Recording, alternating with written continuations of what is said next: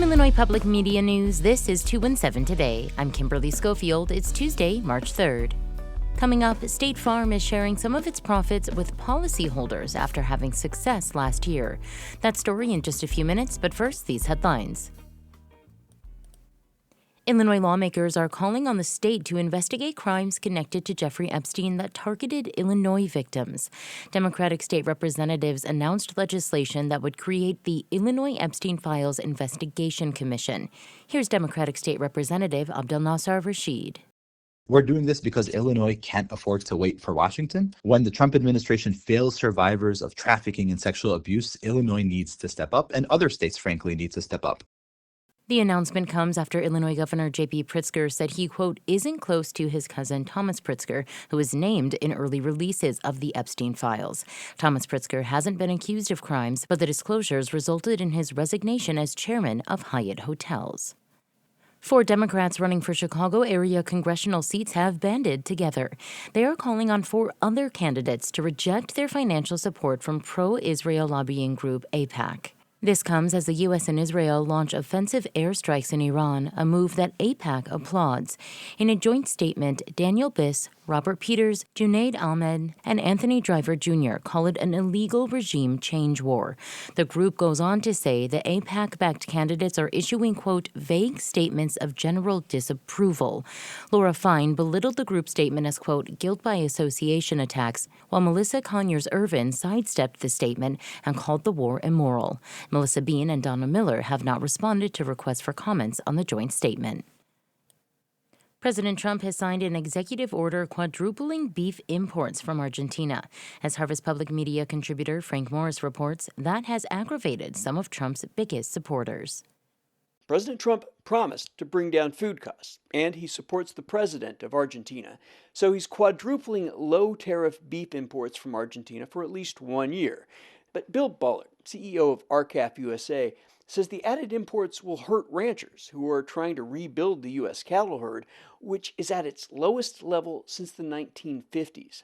So as we continue to see imports displacing domestic production, displacing domestic producers and their cattle, this is going to delay the needed expansion of the U.S. cow herd. While cattle prices dropped when Trump announced plans to increase imports, Bullard says consumers will likely see no change in beef prices. For Harvest Public Media, I'm Frank Morris. Harvest Public Media is a collaboration of public media newsrooms in the Midwest and Great Plains. Still to come, State Farm is sharing some of its profits with policyholders after having success last year. That story is coming up next on 217 Today, but first, meteorologist Andrew Pritchard with your forecast. I'm meteorologist Andrew Pritchard with your IPM News forecast for Champaign-Urbana. Your forecast for today, cloudy with showers and thunderstorms likely in a high of 46 degrees, with a southeast wind 5 miles per hour. Tonight, cloudy with showers and thunderstorms likely in a low of 40 degrees, an east wind 5 to 10 miles per hour. Tomorrow, cloudy with showers and thunderstorms likely in a high of 55 degrees, with an east wind 5 to 10 miles per hour. Tomorrow night, cloudy with showers and thunderstorms likely in a low of 48 degrees, southeast wind 5 to 10 miles per hour. And for Thursday, mostly cloudy with a chance of rain and a high of 63 degrees, with the south wind 5 to 15 miles per hour. Next time on the 21st Show, a conversation reflecting on Jewish life and history in Central Illinois. We'll hear from an archivist for an oral history project and a longtime member of the community. I'm Brian Mackey. That's next time on the 21st Show. Join us at 11 a.m. on AM 580 and 6 p.m. on FM 90.9.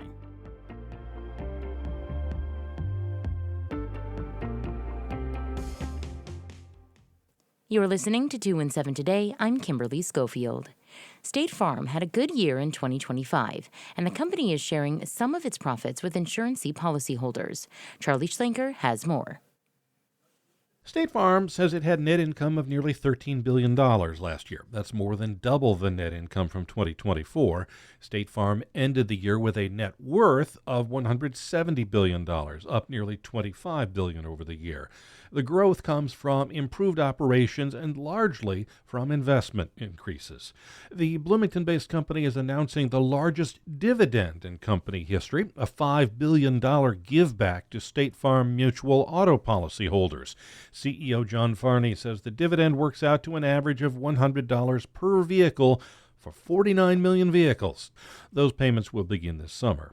It's more than twice the size of the previous record dividend for State Farm, which came during the pandemic when people cut back on driving. Farney acknowledges State Farm Mutual has had mixed operational performance in auto lines in the last few years. We managed through that period with discipline, and we now have the financial strength to keep our promises and to put our results to work for customers. In addition, the company has reduced auto rates by about 10% in more than 40 states, including Illinois. Chief Operating Officer Chris Schell says the rate reduction totaled $4.5 billion. We saw positive trends in auto collisions. So think low repair costs when cars have accidents. Now, that's not just a State Farm phenomenon, that it was across the entire industry. But it did drive meaningful improvement to our bottom line underwriting results. State Farm reports its auto lines had a $4.6 billion underwriting gain. That compares to a 2024 loss of $2.7 billion. While lauding the results on the auto side, Chris Schell is less enthusiastic about the home insurance landscape. Schell describes the results as a tale of two cities. The combined dynamics of increasing frequency and severity of storms, particularly severe convective storms, has pushed the rising cost to repair and rebuild and the cost of reinsurance up significantly. And so we've had to react to that. State Farm's underwriting loss for non-auto property coverage was $3.1 billion. That's about 8% of earned premiums. The result is actually $500 million better than the loss in 2024. Last year, State Farm Mutual and its affiliates paid $15 billion in claims to customers who suffered catastrophe losses. A third of that is from Southern California wildfires, though with rebuilds getting underway, the California tally could rise a couple more $billion.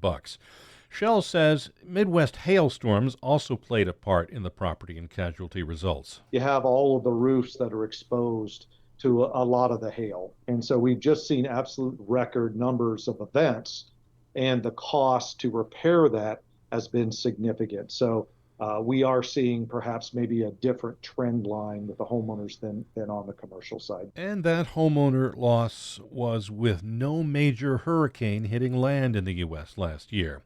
CEO John Farney says State Farm tried to anticipate the impact of tariffs on the insurance sector last year. I would say it's been reasonably moderate, the impact that tariffs have had so far. The Supreme Court has invalidated some tariffs. The administration is moving to find mechanisms to replace those duties. Does State Farm anticipate changes in auto cost patterns or repair and replacement costs because of the tariffs? Here's Chief Financial Officer Mark Schwamberger. Parts and labor and new car prices, we actually had a decline in those coverages year over year in terms of the pure premium, as we call it, the frequency and severity. Now, we do expect a reversion to the mean, an increase in that going forward, but again, within a reasonable range, and it's really not driving any of our premium or rate indications as we look forward. State Farm CEO John Farney says there's always some uncertainty in pricing auto insurance. Tariffs add to that, but so far State Farm has been able to manage it. I'm Charlie Schlenker. That's it for today. 2 and 7 Today is produced by Juliana Means. Reporting today contributed by Isabella Nieto, Mawa Iqbal, Frank Morris, Jess Savage, and Charlie Schlenker. Music by the Kilbourne Alley Blues Band. Reginald Hardwick is our news director. I'm Kimberly Schofield. 2 and 7 Today is a production of Illinois Public Media. Thanks for listening, stay safe, and we'll talk to you again tomorrow.